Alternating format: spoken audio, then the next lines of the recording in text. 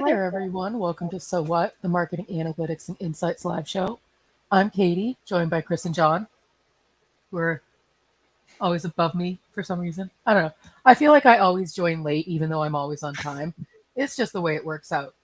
Anyway, today we're doing a content marketing Ask Me Anything. So basically, we've collected a lot of questions from our community, from past shows, from our subscribers about content marketing in general. And today, we're going to do our best to cover as many as possible. So things like what is the biggest waste of time in content marketing, Google's changes and their impact on content marketing, content attribution. Um, so we have a lot of questions. We have a decent list, Chris. So where would you like to start today? Well, let's see. Let's start with our first question. This is from Lakshmi, who asked the very interesting question. My question is how to measure the impact of content marketing on sales. What are some of the best metrics to evaluate how content marketing helped increase sales or revenue? So what do you two think? I think there's a lot of different kinds of content. And I think that that's where I would start is what kind of content, what was the original intent of the content? So our live stream, for example, our live stream is more of awareness and engagement content, at least from my perspective. And so this particular show and the associated pieces of content that go with it are not necessarily meant to drive more sales. They're meant to demonstrate expertise, let people get to know us. So that's where I would start. That doesn't answer her question, but I would need to start to parse out first, what content are you creating specifically? But then that's where I might start to look at, Chris, some of our attribution reports, like a most valuable pages, which uses the Markov chain modeling methodology. Oh, look, it looks like it got the answer right. If Chris already had it pulled up. Wrecked. Which essentially, so what this report does is this tells you what pages on your website, what content on your website is contributing to conversions. And if you have the conversions on your website set up such that it's, contact sales or buy this thing or fill out this cart or whatever the sales equivalent is for your company, then a report like this can tell you that the content. So for example, 5 ways AI is changing marketing. It was a keynote. That particular keynote is driving people, once they're on our website, to take some kind of an action, to contact us, to fill out a form. Those are the conversions that we've set up. So your equivalent might be to, have a cart completion or something like that. So that would be the way that I would look at it. That's exactly right. For content that you own that is on your site, this is the best model to use because it's essentially like looking at where people walk on the way to the register. Like what aisles in the store do they go through the most? And then can you put, can you funnel people towards those aisles knowing that it helps to get them there? Now, here's where it gets challenging if the content doesn't live on a site that you manage.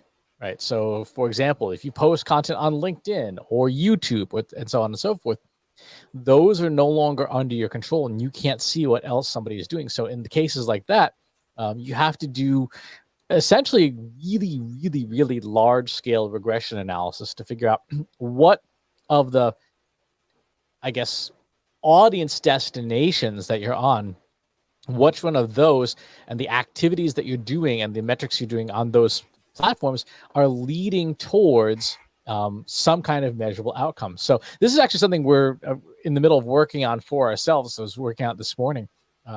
What I'm doing here is taking as much data as we can get from all sorts of different places. So we have inbound links to the Trust Insights website from Ahrefs.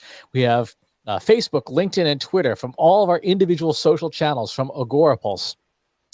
We have our download stats from our podcast, both of our podcasts on Libsyn. We have our Search Console data. We have our YouTube channel data. And what this is essentially doing is creating a really, really, really, really, really big table of every single variable that I just talked about.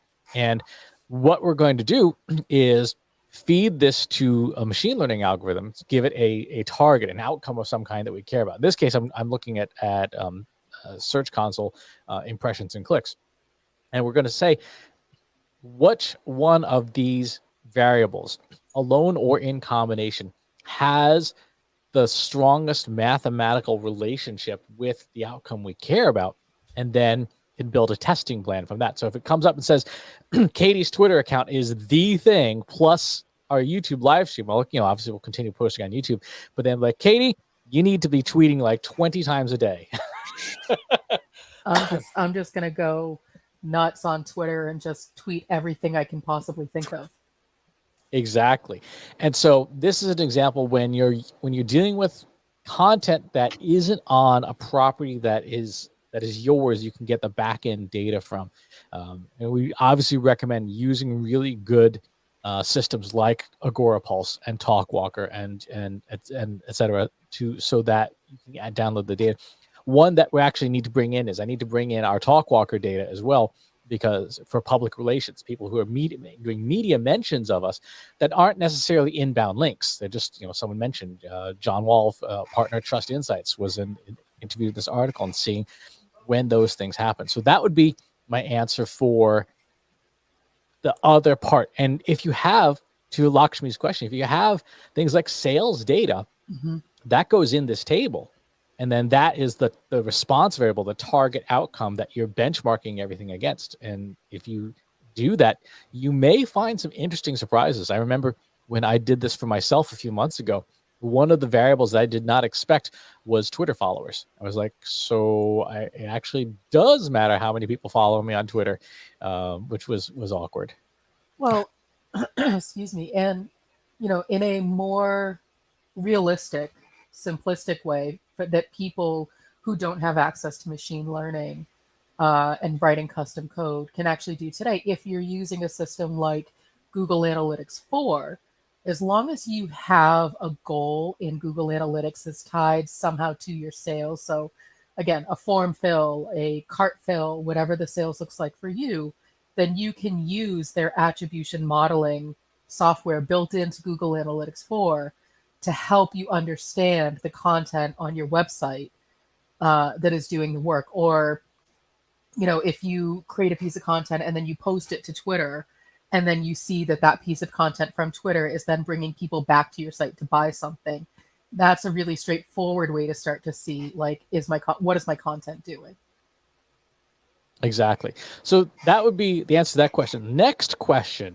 Actually, we had a quick comment from LinkedIn. Russ was asking, does it work with Getter and Rumble? I'm not familiar with those properties, so I couldn't tell you whether it is or not. I know that our own stuff, this is all of our own code that we've written for these things, because this is not built into existing utilities.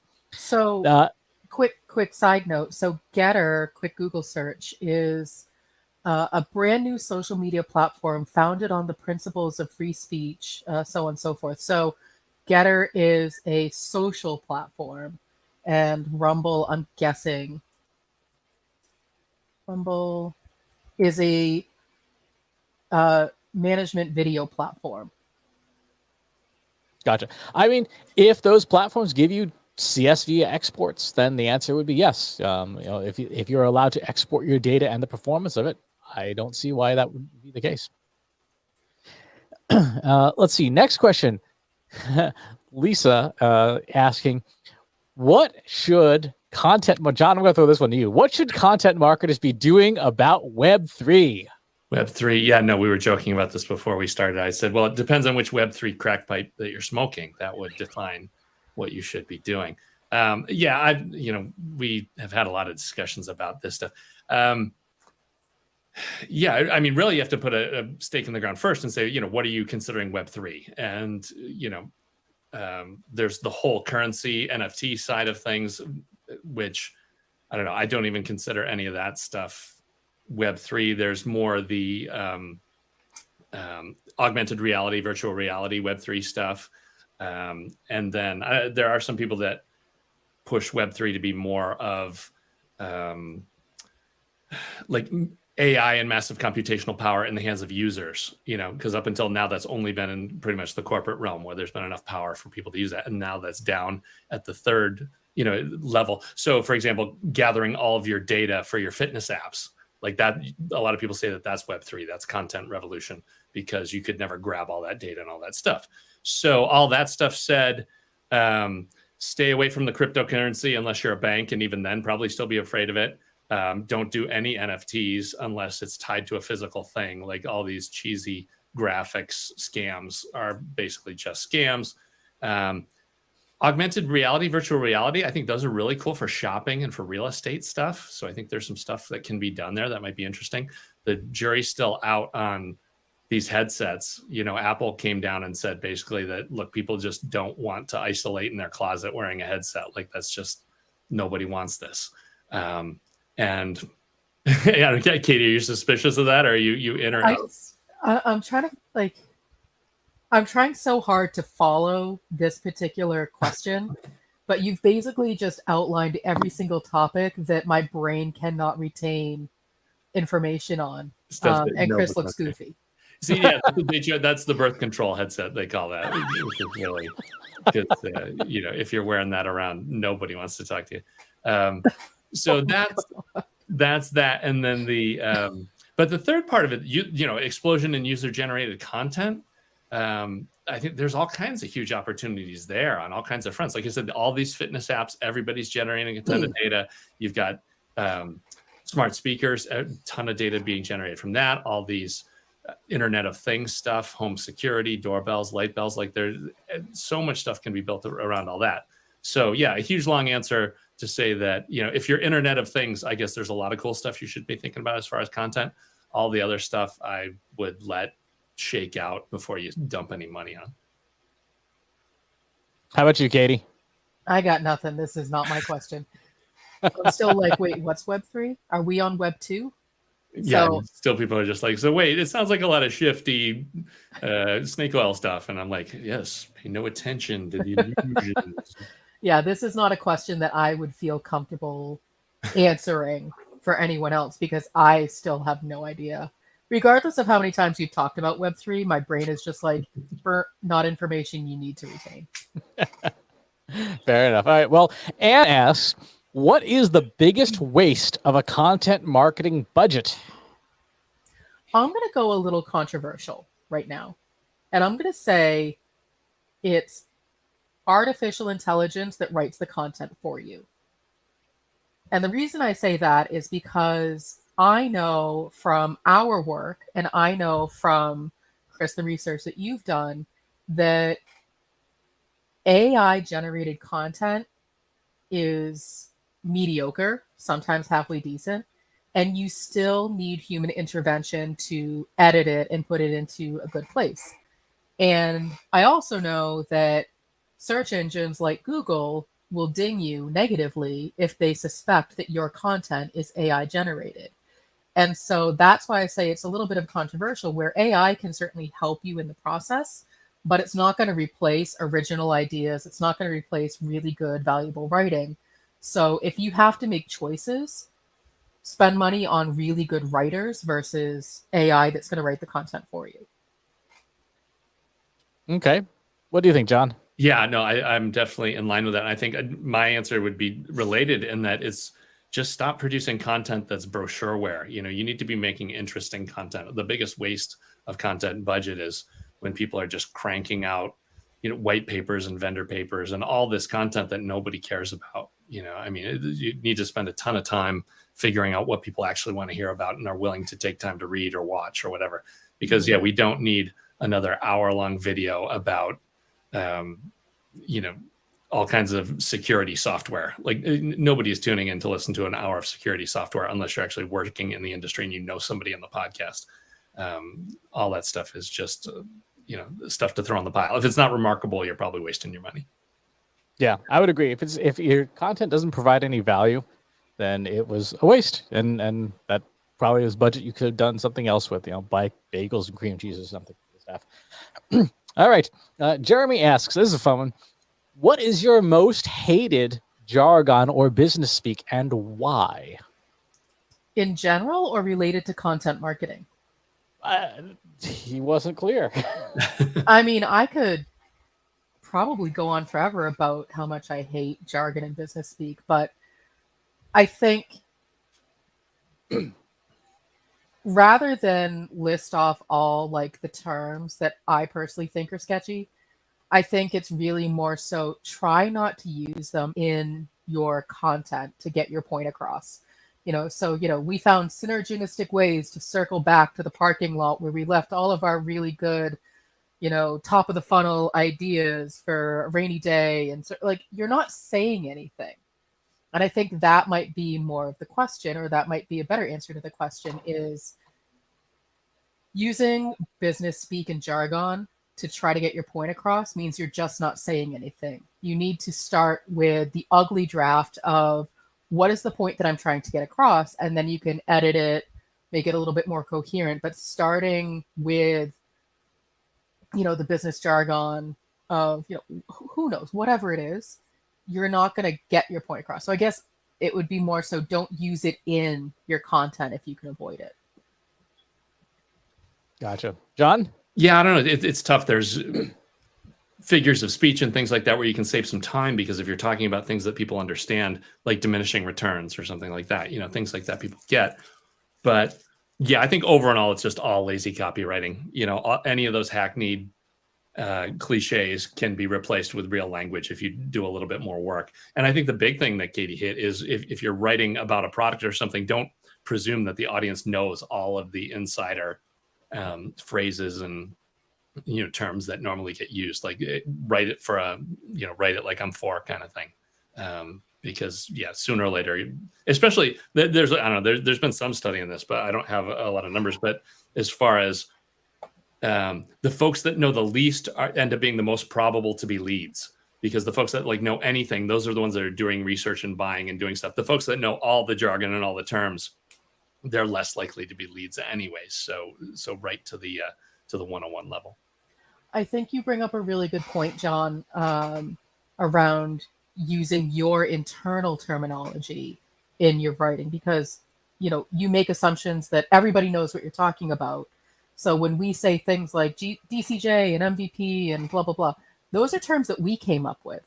So our job is to educate people on what that means when we say them, so that we're not just using shorthand and everybody's like, well, I'm not going to read this because I don't know what the heck they're talking about. It must not apply to me. Exactly. George Bernard Shaw said, every profession is a conspiracy against the laity, which I think really sums up jargon really well. There are no bad words. It's like same as profanity. There are no bad words. There's only bad people. And the people who like to sling jargon do so with the intent of excluding other people. Right? They want to sound cool. They want to sound like they're in the know. They want to mask that they may not actually know what the hell they're talking about. So they might say, "Oh yeah, let's double click in on this thing." Like, that's great if you're over 40, but nobody under 40 uses that particular expression. I've literally never heard anyone use that expression. Oh, you don't go to enough conferences. And I'm okay with that. I don't need to hear that one.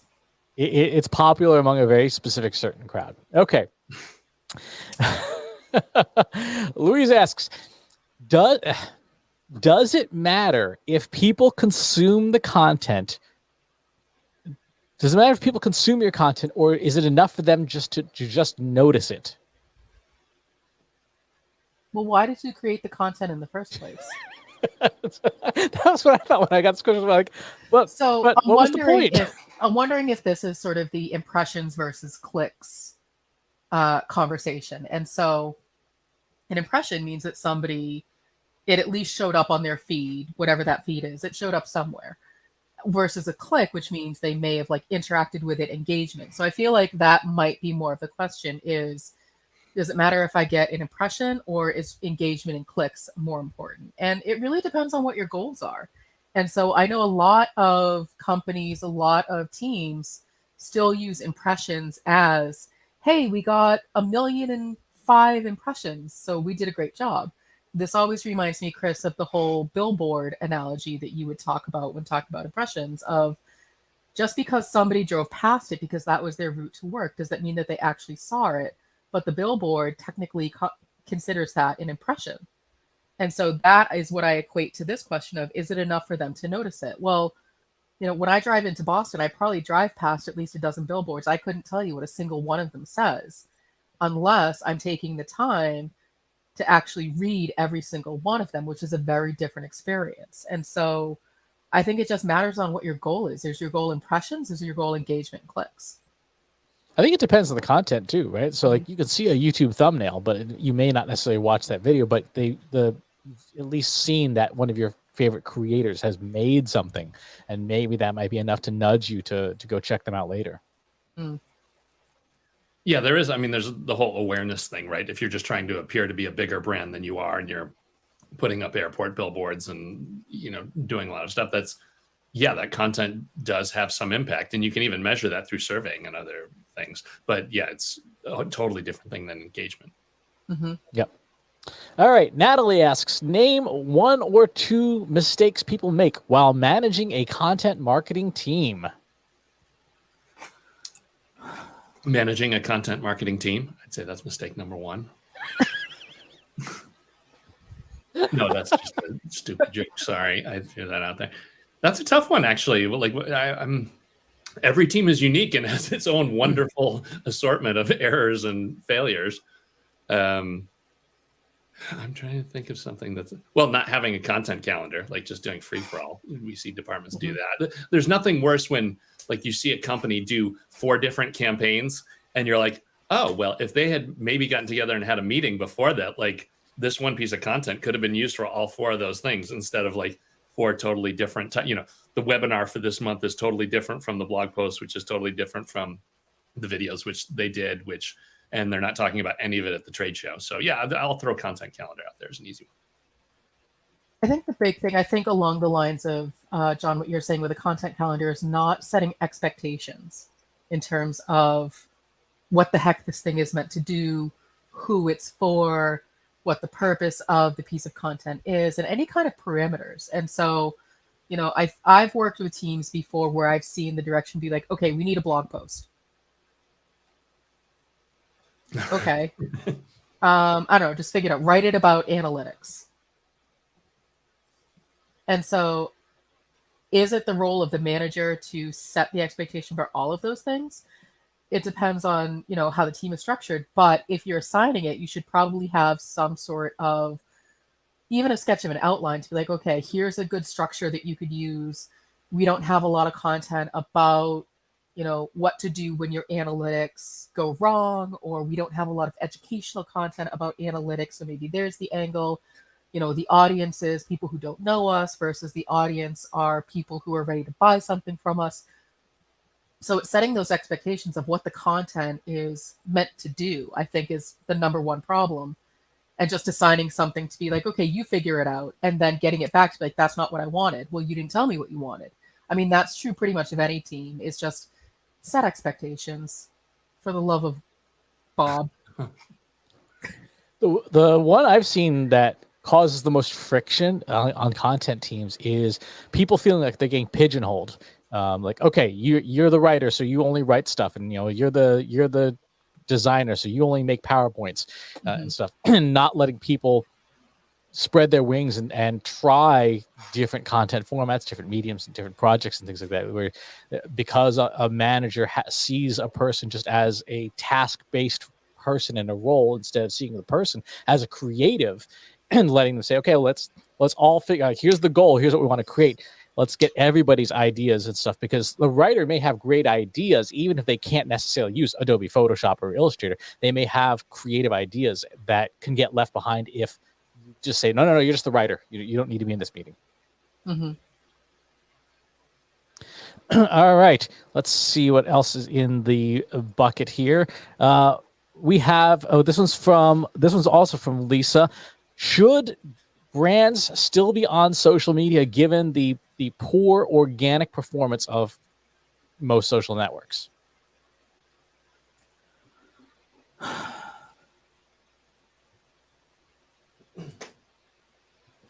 what's your purpose for using that particular social channel? Is it awareness? Is it conversion? Um, where it really comes down to, where's your audience? Where do they hang out? Is it in a, gated community? Is it on Twitter? Is it, are you targeting people on TikTok? And so it really comes down to where your audience is hanging out and meeting them where they are.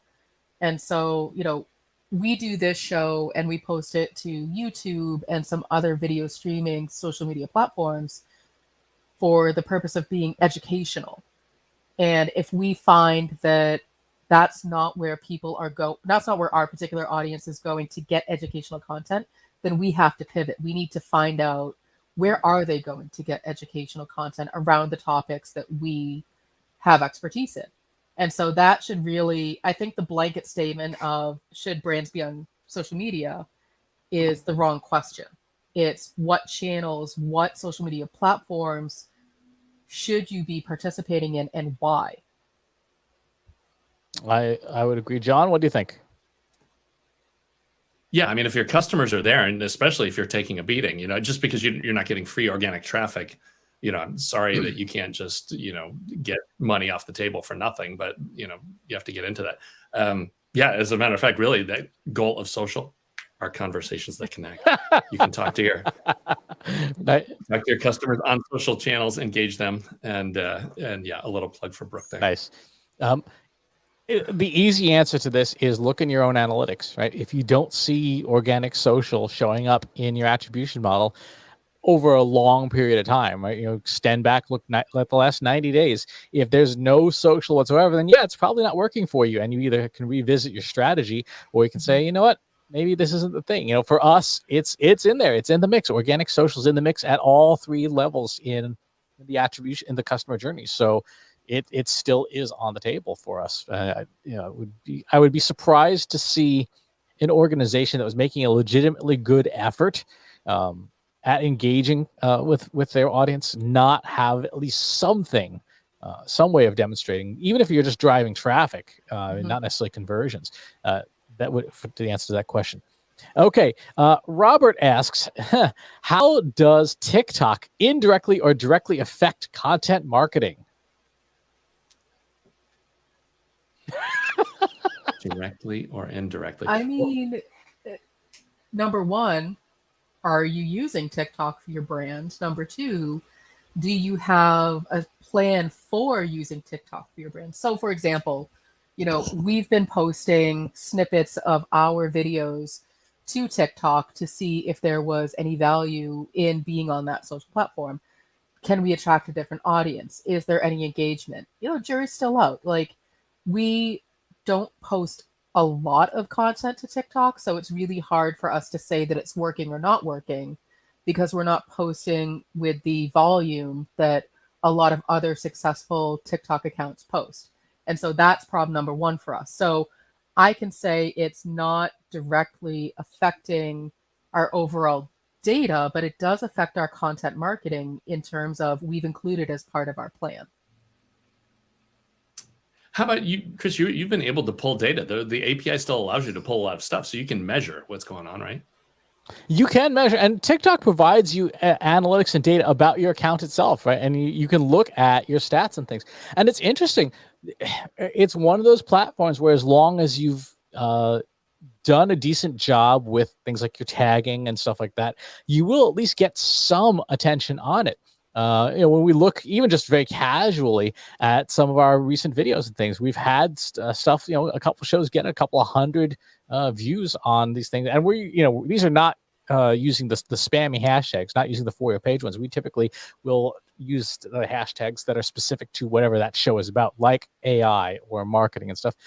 And the numbers are not zero. Right. That's the important part. The numbers are not zero. We've put up now, I forget how many videos, and none of them have goose eggs. So it's there. But I think the initial confusion everyone had about the question is a good sign of it's a channel, right? So Mhm. it's a channel. It's a distribution channel. It's a place to put your content. So it directly affects your content marketing because it's a place to put your content.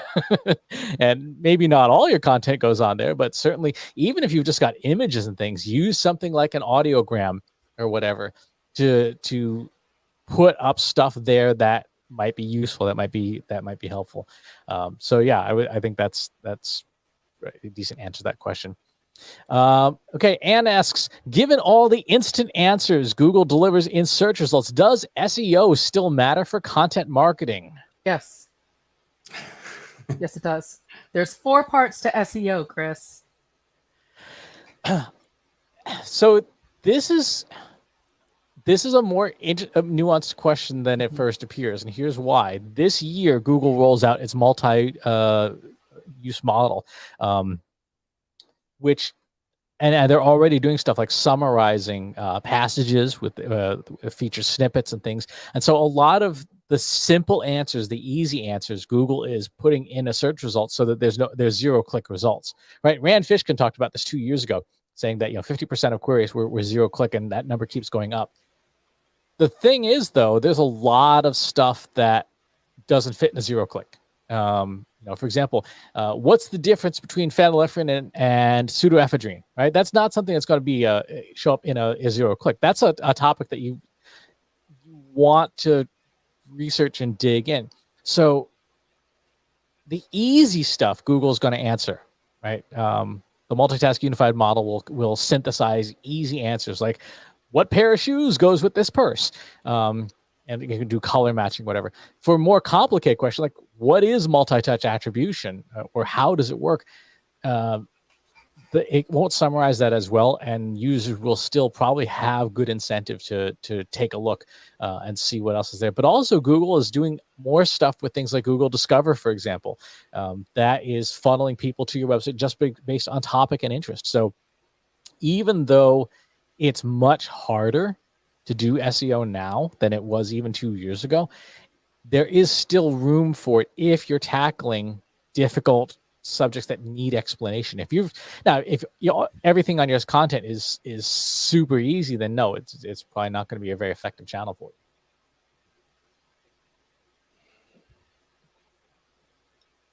you. Okay, let's take a look here. We have Angie asking, accessible and inclusive content marketing has garnered more attention in the last couple of years. How have you seen companies addressing either one? Personally, I don't know that I've seen brands overtly stating we are addressing content that is more accessible and more inclusive. I think what I've seen are pivots in the way that they are distributing and disseminating content, and also how the content itself is structured. And so more of an emphasis on things like alt text, more of a awareness of using closed captionings more consistently so that videos are accessible to people who have a hearing impairment, or making sure that there's some sort of an audio file to go with it for people who have some sort of a vision impairment, or that alt text that can be read out loud to describe some sort of an image. So I haven't seen a brand say, okay, so this year we're tackling the accessibility of our content. I feel like they're just doing it. If you make a overt announcement about it, like what's the point of that? Personally, I don't know. Yeah, there's a couple of vendors on that front that I've been following doing things that, kind of it's baked into the content creation process, which is cool. It's great to see those things just being automated so that it doesn't even have to be an initiative. It just happens as part of the workflow. Mm-hmm. Yeah, I've seen definitely also companies like Google and Facebook in particular are doing stuff like auto labeling. So Facebook, it's interesting. If you turn off images, you will see all the alt text for every image that's shared on Facebook, and you will see its vision, its image recognition, attempting to do all the captions, saying like 3 people and a rose, 2 people smiling, a person and a dog, which I thought was interesting. It's, it obviously leaves a little bit to be desired. It's better if you provide it. When you post on LinkedIn, for example, if you post a video, it'll ask you for a closed captions file. If you post an image, it'll ask you for the alt text. So the tools are starting to be more incorporated. I think still have ways to go. What about inclusivity? I think there's a ways to go there as well. A lot of companies are still very homogenous. A lot of teams aren't constructed in a way that they are more diverse. That takes time. And then there's a learning curve to what that means to share an opinion that isn't yours, to share an opinion that's different from yours. That's a trickier question. I want to say that there's an easy answer, that companies are just having a more balanced sort of portfolio of content that sort of addresses everybody, but that's not true. That's not true at all.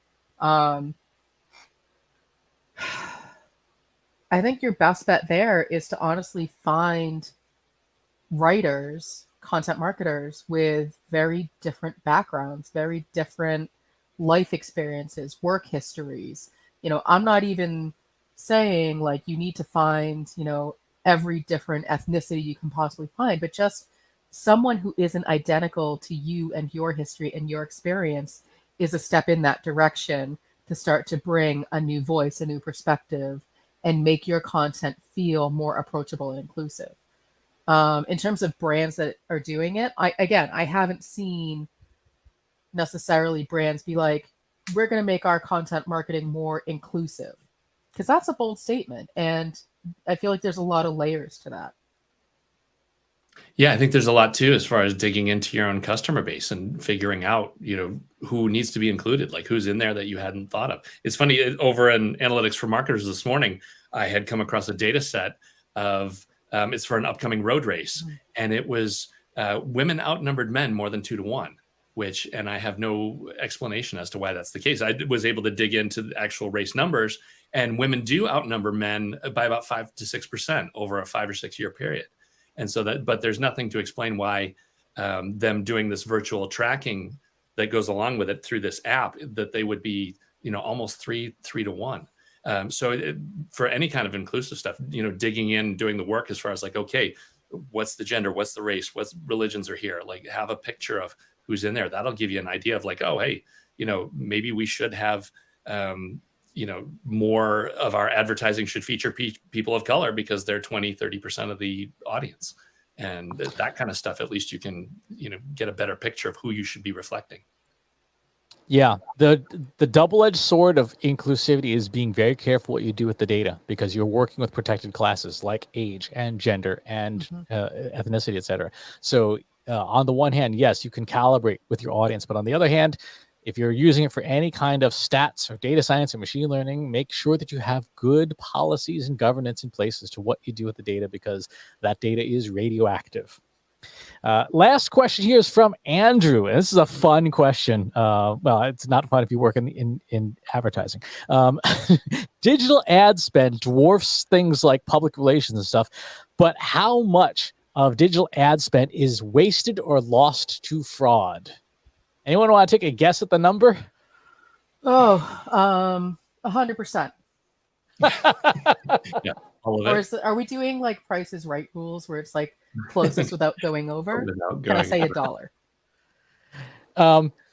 It's according to some folks who have done market research studies, it's about 90%. 20% of the ad spend is useless ad spend, meaning that your targeting is off and stuff like that, and 70% is lost to fraud, to bot farms, to clicks, to fake accounts and things like that. So, and when you give some thought to it, when you look in your own data, like when we were looking this morning at our Google Ads data, we ran a campaign using the new Performance Max stuff. We set it up with some great targeting and stuff like that, and it had a 0% return on investment because it went nowhere, even though it generated a lot of theoretical attention.